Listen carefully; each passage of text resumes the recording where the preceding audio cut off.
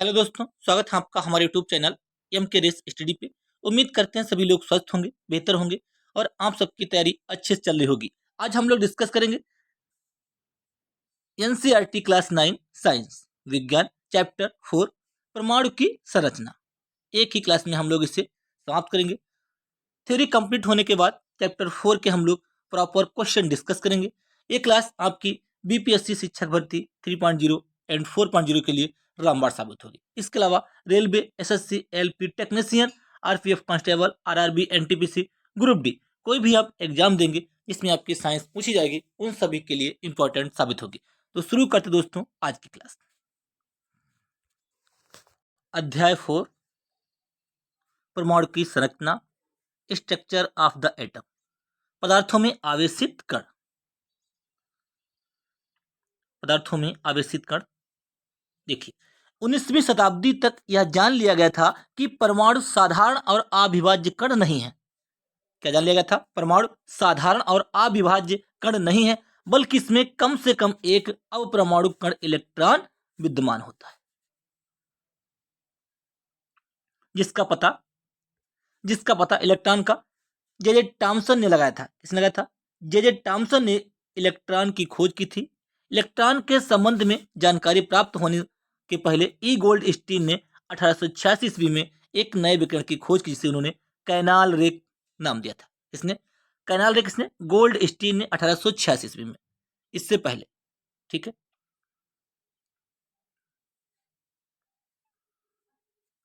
एक किरणें धनावेशित विकिरण थी, जिसके द्वारा अंततः दूसरे अपरमाणु कणों की खोज हुई।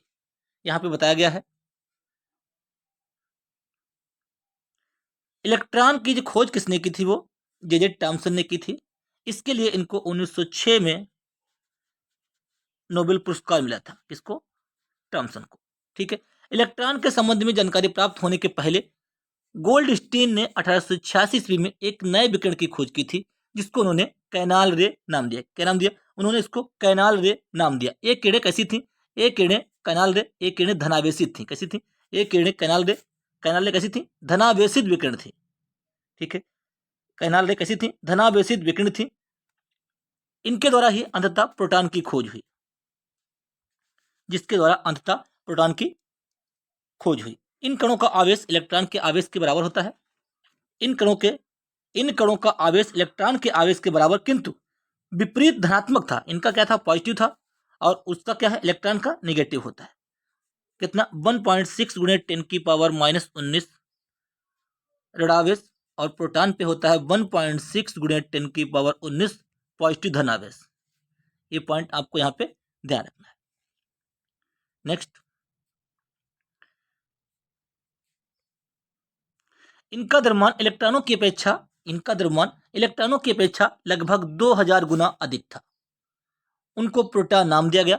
सामान्यतः इलेक्ट्रॉन को ई नेगेटिव के द्वारा और प्रोटॉन को पी पॉजिटिव के द्वारा दर्शाया गया। इलेक्ट्रॉन को इस पे ऋणावेश होता है 1.6 गुणे 10 की पावर -19। इस पे पॉजिटिव होता है 1.6 गुणे 10 की पावर -19 धनावेश। ये पॉइंट यहाँ पे आपको ध्यान रखना है। नेक्स्ट,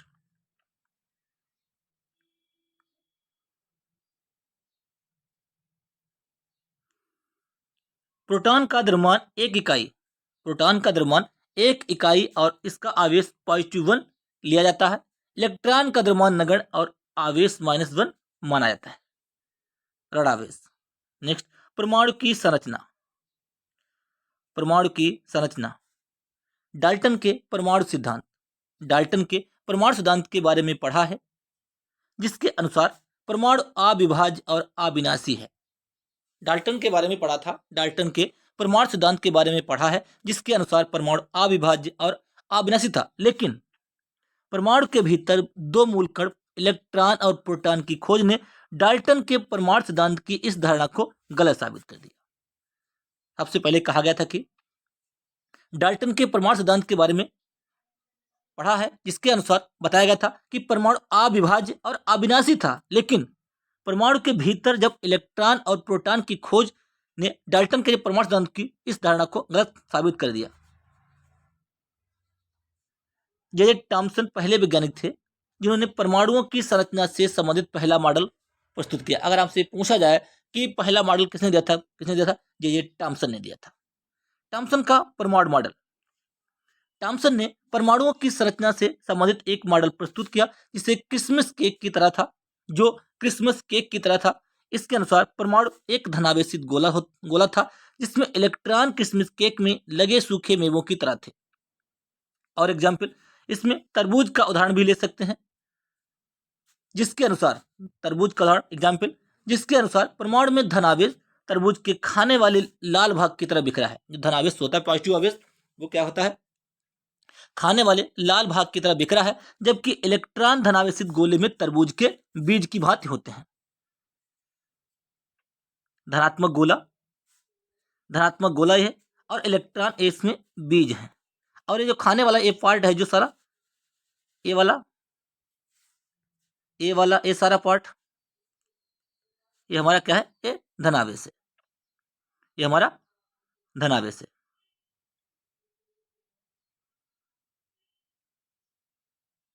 नेक्स्ट, टॉमसन का परमाणु मॉडल। ब्रिटिश भौतिक शास्त्री, ये कहाँ के थे, ये ब्रिटिश के थे। ब्रिटिश भौतिक शास्त्री जे टॉमसन 1856 से 1940 इनका टाइम पीरियड। का जन्म 18 दिसंबर 1856 ईस्वी में मैनचेस्टर के कीचम हिल क्षेत्र में हुआ था। कहाँ पे हुआ था, मैनचेस्टर के कीचम हिल क्षेत्र में हुआ था। इलेक्ट्रॉन की खोज के कारण 1906 ईस्वी में उनको भौतिक शास्त्र में नोबेल पुरस्कार मिला। मैंने आज बताया था अभी थोड़ी देर पहले कि 1906 में उनको भौतिक शास्त्र के लिए नोबेल पुरस्कार मिला। 35 वर्ष तक वे कैम्ब्रिज में कैवेंडिश प्रयोगशाला के निदेशक थे। 35 वर्ष तक वे कैम्ब्रिज में कैवेंडिश प्रयोगशाला के निदेशक थे। और उनके शोध के साथ जो उनके साथ सहयोगी थे को भी आगे चलकर नोबेल पुरस्कार मिला। नोबेल पुरस्कार 6 क्षेत्रों में दिया जाता है।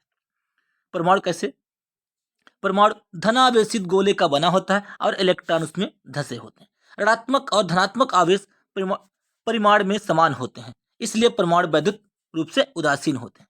उसमें क्या होता है, धनात्मक आवेश और ऋणात्मक, पॉजिटिव और नेगेटिव चार्ज होता है, वो इलेक्ट्रॉन के द्वारा उनके द्वारा बैलेंस हो जाता है, तो इस कारण वो उदासीन होते हैं। ऋणात्मक और धनावेश परिमाण में समान होते हैं, इसलिए परमाणु वैद्युत रूप से उदासीन होते हैं। रदरफोर्ड का परमाणु मॉडल। अब अगला है रदरफोर्ड का परमाणु मॉडल। अर्नेस्ट रदरफोर्ड यह जानने के इच्छुक थे कि इलेक्ट्रॉन परमाणु के भीतर कैसे व्यवस्थित हैं। उन्होंने यह जानने की इच्छुक थे कि पर इलेक्ट्रॉन जो है परमाणु के भीतर कैसे व्यवस्थित हैं। उन्होंने एक प्रयोग किया। इस प्रयोग में तेज गति से चल रहे अल्फा किरणों को सोने की पन्नी पर टकराया गया। अल्फा किरणों पर धनावेश होता है, बीटा किरणों पर ऋणावेश होता है और गामा किरणें जो होती हैं वो आवेशहीन होती हैं। ये भी पॉइंट आपको ध्यान रखना, यहाँ से क्वेश्चन बनते हैं। उन्होंने एक प्रयोग किया। इस प्रयोग में तेज गति से चल रहे अल्फा किरणों को उन्होंने सोने की पन्नी पर टकराया। इन्होंने सोने की पन्नी इसलिए चुनी क्योंकि वे बहुत पतली परत चाहते थे। सोने की यह पन्नी 1000 परमाणुओं के बराबर मोटी थी। अल्फा कण द्विआवेशित हीलियम कण होते हैं। क्या होते हैं, अल्फा कण जो होते हैं वो 2He4 द्विआवेशित हीलियम के कण होते हैं। अतः ये धनावेशित होते हैं। अल्फा कण कैसे होते हैं, धनावेशित होते हैं। बीटा किरणें ऋणावेश और गामा आवेशहीन, मैंने आज ही अभी बताया। ये ध्यान रखना, यही लिखा हुआ है यहाँ पे। अल्फा किरणें द्विआवेशित हीलियम कण होते हैं, अतः ये धनावेशित होते हैं। क्योंकि इनका द्रव्यमान 4 यूनिट होता है, इसलिए तीव्र गति से चल रहे इन अल्फा किरणों में पर्याप्त ऊर्जा होती है। इन अल्फा किरणों में क्या होता है, पर्याप्त ऊर्जा होती है। नेक्स्ट, सोने के परमाणु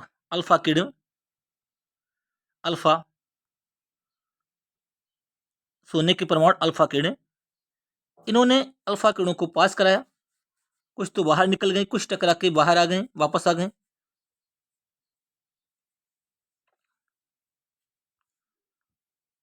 सोने की परत द्वारा अल्फा किरणों का प्रकीर्णन। तेज गति से चल रहे अधिकतर अल्फा कण सोने की पन्नी से सीधे निकल गए। हमने यहाँ पे देखा, क्या देखा भी, तेज गति से जो अल्फा कण चल रहे थे सोने की पन्नी से सीधे निकल गए। अल्फा कण प्रकीर्णन प्रयोग के आधार पर रदरफोर्ड ने निम्न परिणाम निकाले। कौन कौन से निकाले परिणाम, देखते हैं। परमाणु के भीतर एक का अधिकतर भाग खाली है। उन्होंने क्या निष्कर्ष निकाला कि परमाणु के भीतर का अधिकतर भाग खाली है, क्योंकि अधिकतर अल्फा कण बिना विक्षेपित हुए सोने की पनी से बाहर निकल जाते हैं।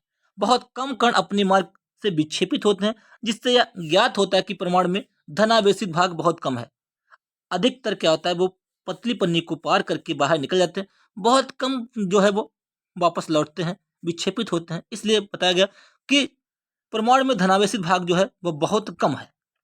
नाभिक की त्रिज्या परमाणु की त्रिज्या से 10⁵ गुना छोटी है। नाभिक की त्रिज्या परमाणु की त्रिज्या से 10⁵ गुना छोटी होती है। रदरफोर्ड ने परमाणु का नाभिकीय मॉडल प्रस्तुत किया। कौन सा? रदरफोर्ड ने परमाणु का नाभिकीय मॉडल प्रस्तुत किया। परमाणु का जो केंद्र होता है वो धनावेशित होता है, जिसे नाभिक कहा जाता है। परमाणु का केंद्र जो होता है, केंद्र धनावेशित होता है, जिसे नाभिक कहता है। नाभिक में प्रोटॉन और न्यूट्रॉन होते हैं। इलेक्ट्रॉन इसके चारों ओर चक्कर लगाते रहते हैं। इलेक्ट्रॉन नाभिक के चारों ओर वर्तुलाकार मार्ग में चक्कर लगाते हैं। नाभिक का आकार परमाणु के आकार की तुलना में काफी कम होता है। नाभिक का जो आकार होता है, नाभिक का ये वाला बीच वाला जो पार्ट होता है, वो इसके आकार में, बड़े वाले के आकार में बहुत कम होता है। ये यहाँ पे बताया गया है। बोर का प्रमाणिक मॉडल। रदरफोर्ड के बाद अब बोर का प्रमाणिक मॉडल। रदरफोर्ड के मॉडल पर उठी आपत्तियों को दूर करने के लिए नील्स बोर ने परमाणु की संरचना के बारे में निम्नलिखित अवधारणाएं प्रस्तुत की। देखते हैं इन्होंने क्या क्या बातें डिस्कस की। इन्होंने बताया इलेक्ट्रॉन केवल कुछ निश्चित कक्षाओं में ही चक्कर लगा सकते हैं, जिन्हें इलेक्ट्रॉन की विविक्त कक्षा कहते हैं। जब इलेक्ट्रॉन इस विविक्त कक्षा में चक्कर लगाते हैं तो उनकी ऊर्जा का विकिरण नहीं होता। क्या होता? तो उनकी ऊर्जा का विकिरण नहीं होता। अब देखिए यहाँ पे ये क्या है, कक्षाएं दी हुई के एल एम एन। ठीक है, क्या होता है के एल एम एन? के बराबर यहाँ पे एन बराबर 1 2 3 4। के एल एम एन कक्षाएं दी हैं। यहाँ पे 1 पहली कक्षा, दूसरी, तीसरी, चौथी, इस टाइप से आगे बढ़ते जाएंगे। नेक्स्ट, विभिन्न कक्षाओं में इलेक्ट्रॉन कैसे वितरित होते हैं। अलग अलग कक्षाओं में इलेक्ट्रॉन कैसे बटे हुए होते हैं। परमाणुओं की विभिन्न कक्षाओं में इलेक्ट्रॉनों के वितरण के लिए बोर और बरी ने कुछ नियम प्रस्तुत किए, जिसे बोर-बरी स्कीम नाम से जाना जाता है। इसे बोर-बरी स्कीम नाम से जाना जाता है। इन नियमों के अनुसार किसी कक्षा में उपस्थित अधिकतम इलेक्ट्रॉनों की संख्या का सूत्र 2n² से दर्शाया जाता है। यदि आप n बराबर 1 लेंगे तो 2n², n बराबर 1, 2 गुणे 1 का स्क्वायर 1, यानी कि 2। जब 2n² आप लेंगे, जब n बराबर 2 लेंगे तो 2 गुणे 2 का स्क्वायर 4, 4 दूनी 8, यानी कि दूसरी कक्षा में 8, पहली कक्षा में 2। जब आप n बराबर 3 लेंगे, 2n², 3 का स्क्वायर गुणे 2, 2 3 9 दूनी 18, तो 2 8 18, इस टाइप से आपके होते जाएंगे। देखिए, इन नियमों के अनुसार किसी कक्षा में उपस्थित अधिकतम इलेक्ट्रॉनों की संख्या 2n² से दर्शाया जाता है, जहां n कक्षा की संख्या या ऊर्जा स्तर है। इसलिए इलेक्ट्रॉनों की अधिकतम संख्या वाली कक्ष या के कोष में होगी। 2 के में 1 होता है, 2 गुणे 1 का स्क्वायर 2, दूसरे कक्षा एल कोष में होगी 2 गुणे 2 का स्क्वायर 8, तीसरी कक्षा n बराबर 3 जब रखेंगे तो 18 आएगा, और चौथे कक्ष में n कोष में होगी 2 गुणे 4 का स्क्वायर 32। इसलिए 2 8 18 32, इस टाइप से इनका इलेक्ट्रॉनिक विन्यास होता है। सबसे बाहरी कक्षा में इलेक्ट्रॉनों की अधिकतम संख्या 8 हो सकती है। कितनी? अधिकतम संख्या 8 हो सकती है। किसी परमाणु के दिए गए कोष में इलेक्ट्रॉन तब तक स्थान नहीं लेते हैं जब तक कि उससे पहले वाले भीतरी कक्ष पूर्ण रूप से भर नहीं जाते। जैसे कि 2 8, मान लीजिए यहाँ पे कितना है, 2 5 है, 2 5 है। जब तक ये पूरा नहीं भर जाएगा ए वाला इस टाइप से, तब तक आगे नहीं बढ़ेगा। जब पूरा भर गया तभी आगे जाएगा। ठीक है, ये यहाँ पे बताया गया है। किसी परमाणु के दिए गए कोष में इलेक्ट्रॉन तब तक स्थान नहीं लेते हैं जब तक कि उससे पहले वाले भीतरी कक्षा पूर्ण रूप से भर नहीं जाते। इससे स्पष्ट होता है कि कक्षाएं क्रमानुसार भरती हैं, कक्षाएं क्रमानुसार फिल होती हैं। परमाणुओं की विभिन्न कक्षाओं या कोषों में इलेक्ट्रॉन किस प्रकार व्यवस्थित होते हैं। किसी परमाणु की सबसे बाहरी कक्षा में उपस्थित इलेक्ट्रॉनों को संयुक्ता इलेक्ट्रॉन कहा जाता है, बैलेंस इलेक्ट्रॉन। जैसे कि 2 8 2, ये मैग्नीशियम का होता है 12। इसकी संयोजकता कितनी? ये लास्ट में जो जितने इलेक्ट्रॉन होते हैं बाहरी कक्षा में, उसे संयोजकता कहते हैं। इनको वैलेंस इलेक्ट्रॉन भी कहा जाता है। जिन तत्वों के परमाणु में बाह्यतम कक्ष पूर्ण रूप से इलेक्ट्रॉनों से 8 से भरे, यानी कि जैसे हीलियम 2, नियान 10, 2, 8 बाहरी कक्षा। जिन तत्वों के परमाणु में बाह्यतम कक्ष पूर्ण रूप से इलेक्ट्रॉनों से भरे, इस टाइप से 8 से भरे होते हैं, वे रासायनिक रूप से सक्रिय नहीं होते, इसलिए उनको निष्क्रिय, जैसे आपने देखा होगा हीलियम, नियान, आर्गन, क्रिप्टॉन, जेनान, रेडान, इनकी कक्षा में हीलियम को छोड़कर सभी कक्षा में लास्ट में 8 इलेक्ट्रॉन होते हैं, ये पूर्ण भरे होते हैं, ये किसी से सक्रिय नहीं, किसी के साथ एक्टिव नहीं होते हैं, इसलिए इनको निष्क्रिय कक्षा कहता है। इनर्ट गैसें इनको कहते हैं, इनको नोबेल गैसें भी कहा जाता है, आपको ये ध्यान रखना है। जिन तत्वों के परमाणु के बाह्यतम कक्ष पूर्ण रूप से इलेक्ट्रॉनों से 8 से भरे हो, वे रासायनिक रूप से सक्रिय नहीं होते हैं। दूसरे शब्दों में ऐसे तत्वों की संयोजन शक्ति या संयोजकता शून्य होती है, जिसमें लास्ट में सब भरे हों तो उसकी संयोजकता शून्य होगी। 8 - 8 बराबर 0। 8 इलेक्ट्रॉन वाले सबसे बाहरी बाह्यतम कक्ष को अष्टक माना जाता है। परमाणु अपने अंतिम कक्ष में अष्टक प्राप्त करने के लिए क्रिया करते हैं। यह आपस में इलेक्ट्रॉनों की साझेदारी करने, उनको ग्रहण करने या उनका त्याग करने से होता है। परमाणु के बाह्यतम कक्ष में इलेक्ट्रॉनों को अष्टक बनाने के लिए जितनी संख्या में इलेक्ट्रॉनों की साझेदारी या स्थानांतरण होता है, ट्रांसफर होता है, वही उस तत्व की संयोजकता शक्ति अर्थात संयोजकता होती है। यहाँ पे बताया गया, जैसे मान लीजिए आपका 281 ये सोडियम का है इलेक्ट्रॉनिक विन्यास। सोडियम किसी को अगर देगा तो अपनी कक्षा पूर्ण करने के लिए इसके 8 यहाँ पे हैं तो 1 इलेक्ट्रॉन देगा, तो इसकी लास्ट में यही इसकी एक संयोजकता होती है सोडियम की 1। इस टाइप से मैग्नीशियम के में 12 होते हैं, तो यहाँ पे लास्ट में 2 होंगे, तो वो 2 इलेक्ट्रॉन डोनेट करेगा तो इसकी संयोजकता 2 होगी। जो ग्रहण करेगा उसकी संयोजकता वही होती है। जैसे Cl 17 होता है 287, जैसे Cl क्लोरीन 17 होता है तो 287, इसका 8 यहाँ पे पूरा करने के लिए कितने इलेक्ट्रॉन कम है भैया, यहाँ पे 1 इलेक्ट्रॉन कम है, तो इसकी संयोजकता होगी 1। इसी हिसाब से अगर 285 है तो इसकी संयोजकता कितनी होगी, लास्ट में 5 नहीं होगी मेरे भाई, जब तक यहाँ पे 2 8 1 2 3 4 इस टाइप चलता रहे। दोबारा देखिए 2 8 5 है, यहाँ पे इसकी संयोजकता 5 नहीं होगी, जब तक यहाँ पे 4 आते हैं तब तक संयोजकता 4 तक रहती है। जैसे 1 आया तो 1 हो गई, 2 आया तो 2 हो गई, 3 आया 3 हो गई, 4 आया तो 4 हो गई। लेकिन जब यहाँ पे 5 आते हैं आउटर मोस्ट में, तो हम 8 संयोजकता जो निकालते हैं, 8 में से बाह्यतम कक्षा के इलेक्ट्रॉनों को घटा के निकालते हैं, 8 - 5 बराबर 3, तो इसकी संयोजकता यहाँ पे 3 होगी। उम्मीद करते हैं ये बात आपको समझ में आई होगी। जब तक बाहरी कक्षा में 4 तक इलेक्ट्रॉन आते हैं, 1 2 3 4, तो वही उनकी संयोजकता होती है। लेकिन जब यहाँ पे 5 इलेक्ट्रॉन हो जाते हैं तो हम क्या करते हैं, 8 में से इनको घटा देते हैं, तो हमारी वो संयोजकता आती है। उम्मीद करते हैं ये बात आप समझ गए होंगे। उनको ग्रहण करने या त्याग करने से होता है, ठीक है। परमाणु के बाह्यतम कक्ष में इलेक्ट्रॉनों के अष्टक बनाने के लिए जितनी संख्या में इलेक्ट्रॉनों की साझेदारी या स्थानांतरण या ट्रांसफर होता है, वही उस तत्व की संयोजकता शक्ति या संयोजकता कहलाती है। देखिए पहले 18 तत्वों के परमाणुओं का संयोजन। हाइड्रोजन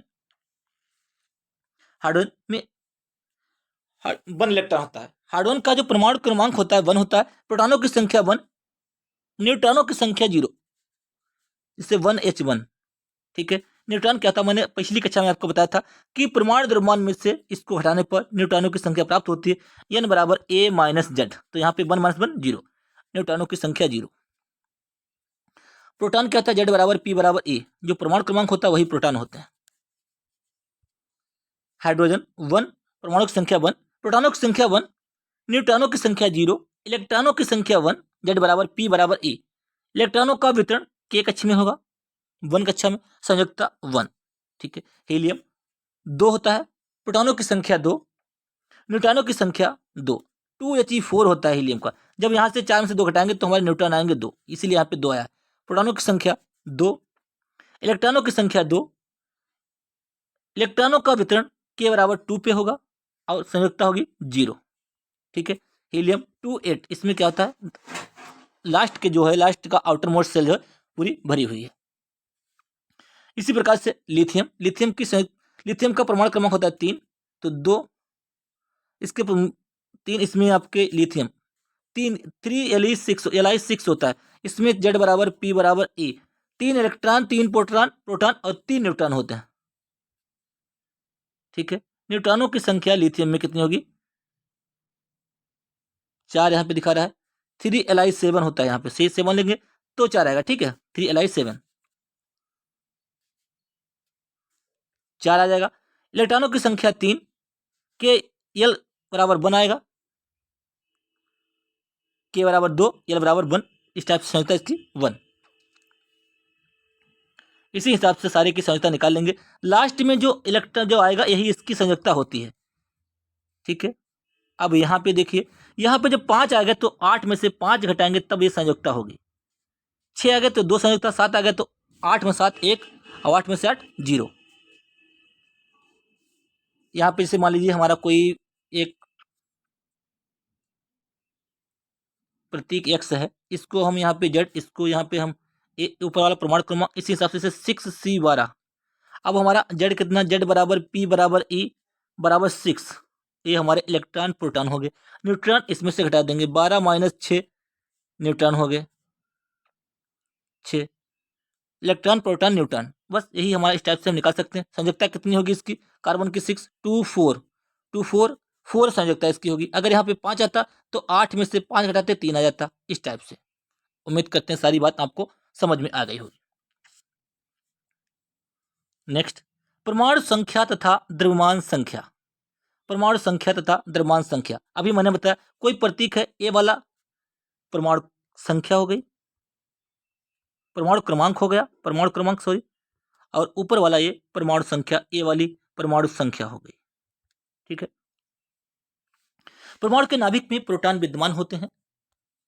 एक परमाणु में उपस्थित प्रोटॉनों की संख्या उसकी परमाणु संख्या बताती है। जैसे कि बताया Z बराबर P बराबर E, परमाणु संख्या उसकी प्रोटॉनों की संख्या बताती है। इसे Z के द्वारा दर्शाया जाता है। किसी तत्व के सभी अणुओं की परमाणु संख्या Z के समान होती है। किसी परमाणु को दर्शाने के लिए परमाणु संख्या, द्रव्यमान संख्या और तत्व का प्रतीक इस प्रकार लिखा जाता है। द्रव्यमान संख्या, यह है मान लीजिए तत्व का प्रतीक, ऊपर होगी द्रव्यमान संख्या, इसे ए से रिप्रेजेंट करेंगे और परमाणु संख्या नीचे होगी Z, ये हमारा होगा। उदाहरण के लिए 7N14 कितना, 7N14, Z बराबर क्या है 7 और ए बराबर क्या है 14। ठीक है, यह है परमाणु क्रमांक, यह है परमाणु संख्या ऊपर वाली। समस्थानिक, समस्थानिक, समस्थानिक जिसमें परमाणु संख्या समान हो, परमाणु क्रमांक समान हो। समस्थानिक, देखिए समस्थानिक क्या होते हैं, जैसे 6C12 और 6C13, इसमें परमाणु क्रमांक ए वाले 6 और 6 बराबर हों, नीचे वाले उसे कहते हैं परमाणु क्रमांक बराबर, तो उसे कहेंगे समस्थानिक। और जब ऊपर वाले बराबर होते हैं तो उसे कहते हैं संभारिक। आगे डिस्कस करेंगे संभारिक। प्रकृति में कुछ तत्वों के परमाणु की पहचान की गई है जिनकी परमाणु संख्या समान लेकिन द्रव्यमान संख्या ऊपर वाली अलग होती है। उदाहरण के लिए हाइड्रोजन परमाणु को ले, इसके 3 परमाणिक स्पीज होते हैं। कौन से, protium, deuterium, ट्राइटेरियम। Protium 1s1, 1s2 deuterium और ट्राइटेरियम 1h3 111। ये क्या है, इसके परमाणु क्रमांक समान है और ऊपर वाले परमाणु द्रव्यमान भिन्न है, इसलिए ये समस्थानिक है। ठीक है, लेकिन द्रव्यमान संख्या 1 2 3 है, इस तरह के उदाहरण है 6C12 6C14। देखिए इसमें क्या है, 6 बराबर है, परमाणु क्रमांक बराबर है और ऊपर वाले भिन्न है, तो ये समस्थानिक है। 17Cl35 17Cl37 परमाणु क्रमांक बराबर है और ऊपर वाले भिन्न है, तो ये क्या है, ये समस्थानिक है। इस तरह हम कह सकते हैं कि हाइड्रोजन परमाणु के 3 समस्थानिक प्रोटियम, ड्यूटेरियम और ट्राइटेरियम होते हैं। प्रकृति में क्लोरीन 2 समस्थानिक रूप में पाया जाता है जिसका द्रव्यमान 35 और 37 यूनिट होता है, 3:1 के अनुपात में होते हैं, 17Cl35 और 17Cl37। समस्थानिकों के अनुप्रयोग। कुछ समस्थानिकों के विशेष गुण होते हैं जिनका उपयोग हम विभिन्न क्षेत्रों में करते हैं। उनमें से कुछ निम्नलिखित हैं। यूरेनियम एक समस्थानिक है। क्या है यूरेनियम, कैसा, एक समस्थानिक है। यूरेनियम के एक समस्थानिक का उपयोग परमाणु भट्टी एटॉमिक रिएक्टर में ईंधन के रूप में होता है। कैंसर के उपचार में कोबाल्ट के समस्थानिक कोबाल्ट 60 का उपयोग होता है। घेंगा रोग के इलाज में आयोडीन, घेंगा रोग के इलाज में आयोडीन का समस्थानिक का उपयोग होता है। आयोडीन के समस्थानिक का उपयोग होता है। संभारिक, अब संभारिक जिसमें परमाणु भार समान 18 आर्गन 40 19, 18 आर्गन 40 और 19 पोटेशियम 40, इस टाइप से मान सकते हैं। ठीक है, देखते हैं। दो तत्वों के कैल्शियम परमाणु संख्या 20 और आर्गन परमाणु संख्या 18 के बारे में विचार कीजिए। परमाणुओं के प्रोटॉनों की संख्या भिन्न भिन्न है। दोनों तत्वों की संख्या द्रव्यमान संख्या 40 है, यानी तत्वों के इस अणुओं में कुल न्यूक्लियनों की संख्या समान है। अलग अलग परमाणु संख्या वाले तत्वों की द्रव्यमान संख्या समान होती है, संभारिक कहा जाता है। संभारिक उनको कहा जाता है।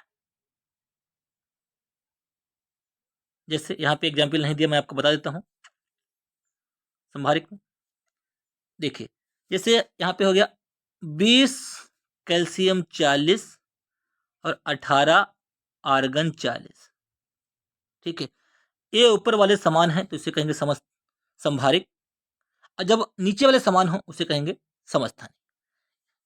नीचे वाला हमारा जेड होता है, जेड बराबर पी बराबर ई होता है, और ऊपर वाला होता है ए बराबर होता है पी प्लस एन, प्रोटॉनों की संख्या प्लस न्यूट्रॉनों की संख्या। एन बराबर होता है ए माइनस जेड। इस वाले से 40 से 20 घटा देंगे, यहाँ से आते हैं न्यूट्रॉन।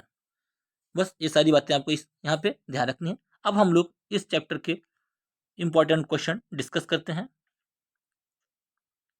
महत्वपूर्ण प्रश्नोत्तरी।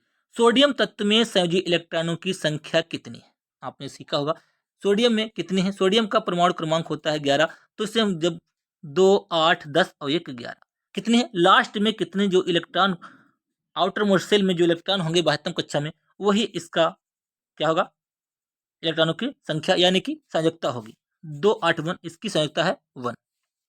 कितनी है? 1 है। नेक्स्ट, क्लोरीन तत्व के यम कक्ष में इलेक्ट्रॉनों की संख्या कितनी होती है? क्लोरीन तत्व के यम कक्ष में देखिए, के कक्ष, यल कक्ष, यम कक्ष, एन कक्ष कितनी होती है? के में 2 8 7 होती है। क्लोरीन का परमाणु क्रमांक होता है मेरे दोस्त 17। कितनी होगी? 8 7 होगी। कितनी होगी? 7। ऑप्शन बी करेक्ट होगा। पोटेशियम तत्व में संयोजी इलेक्ट्रॉनों की संख्या कितनी होती है? पोटेशियम का परमाणु क्रमांक आपको 30 तक परमाणु क्रमांक हर हाल में याद होनी चाहिए। पोटेशियम का 19 होता है, तो क्या होता है? 2 8 18 1 कितना होगा? 1। इसका 1 इसलिए होता है, अगर आपको ऐसे भी याद रखना, जैसे कि आपने देखा होगा आवर्स पीरियोडिक टेबल में पोटेशियम तत्व में संयोजी इलेक्ट्रॉनों की संख्या कितनी है। देखिए, पोटेशियम का परमाणु क्रमांक होता है 19, तो इसका जब इलेक्ट्रॉनिक विन्यास करेंगे 2 8 8 1, 2 8 8 1, लास्ट में कितने इलेक्ट्रॉन आउटर मोस्ट शेल में? 1, तो इसकी संयोजकता हो गई 1। इसमें संयोजकता या संयोजी इलेक्ट्रॉन कितने हैं? 1 है। अगर आप नहीं जानते तो आपको पता होगा hydrogen, lithium, LiNa, KRb, CS और FR, ये एक जैसी क्वालिटी फिल्म सो एक जैसे गुण प्रदर्शित करते हैं। इसमें भी हमारा 1 होता है, इसमें भी 1 होता है, इसमें भी 1 होता है, इसमें भी 1 होता है, इसमें भी 1 होता है, इसमें भी 1 होता है, क्योंकि एक ही ग्रुप के एलिमेंट होते हैं। फर्स्ट ग्रुप के 4 धातुएं।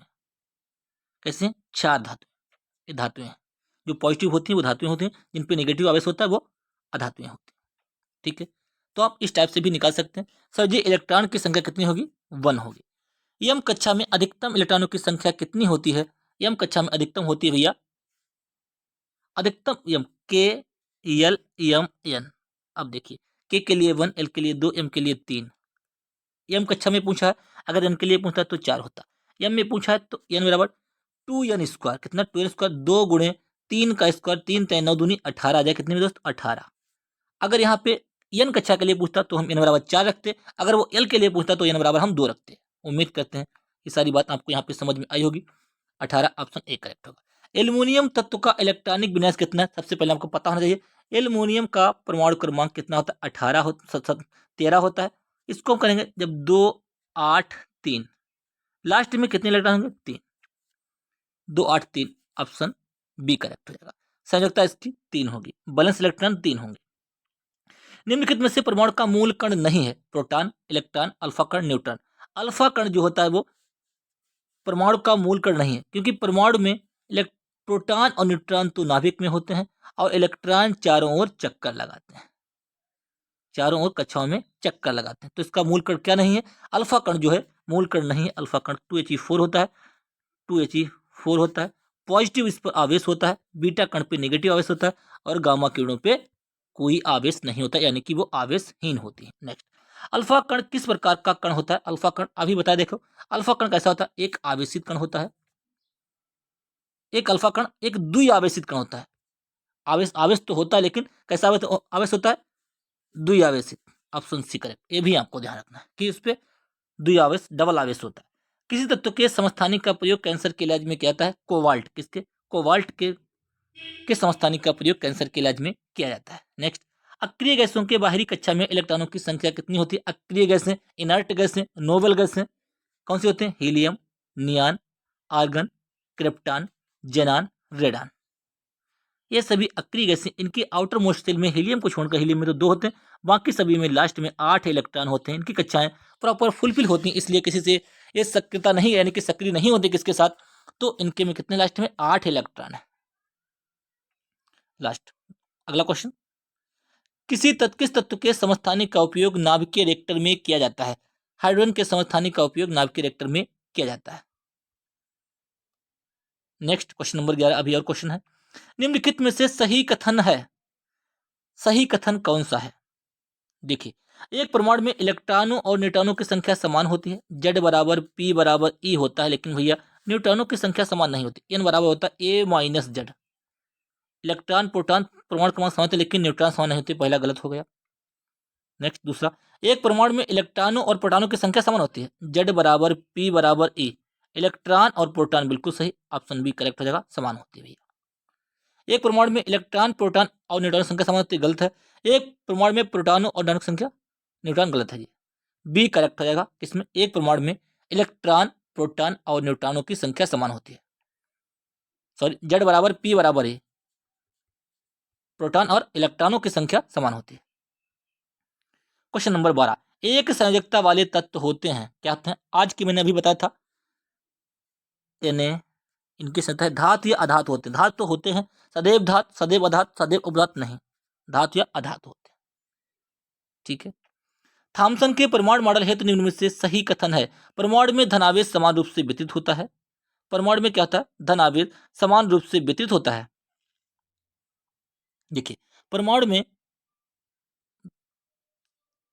सही कथन है, ठीक है, सही देखना है, परमाणु में धन आवेश समान रूप से वितरित होता है, बिल्कुल सही है।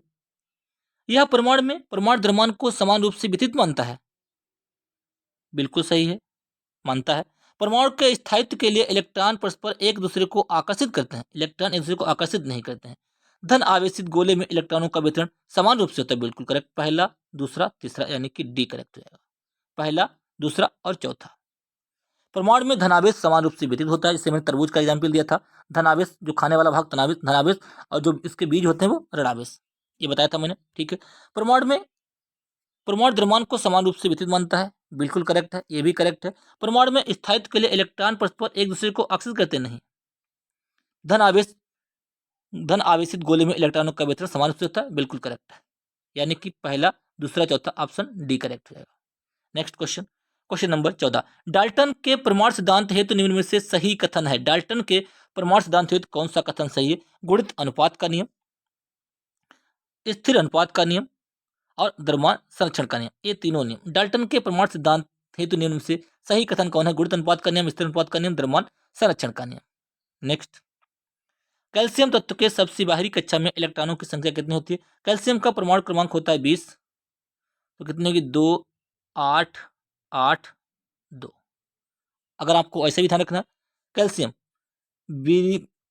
बेरिलियम BaMgCa इस टाइप से होगा, तो इसमें आपके इसमें 2 इलेक्ट्रॉन, 2 होते हैं लास्ट में, तो इसका भी 2 आवेश होगा, लास्ट में 2 वैलेंस इलेक्ट्रॉन होंगे। 281 कौन से तत्व का इलेक्ट्रॉनिक विन्यास है? किसका है? ये भैया सोडियम का है। 11, थॉमसन के परमाणु मॉडल के अनुसार परमाणु एक गोला था, कैसा परमाणु? धनावेशित, उदासीन, ऋणावेशित, कैसा था परमाणु? कैसा? धनावेशित गोला था, जिस पर धनावेश होता है, प्रोटॉन और न्यूट्रॉन, न्यूट्रॉन पे कोई आवेश नहीं होता है। नेक्स्ट,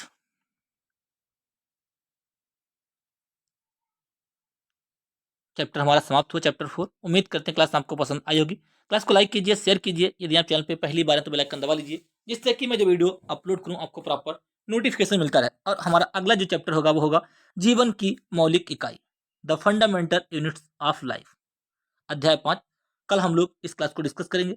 आज की क्लास आपको कैसी लगी हमें कमेंट करके बताइएगा, कि जो मैं आपको ये एनसीईआरटी की सीरीज करवा रहा हूँ ये क्लास आपके लिए बेटर साबित होगी। उम्मीद करते हैं। क्लास को लाइक, शेयर एंड सब्सक्राइब करना ना भूलें। धन्यवाद।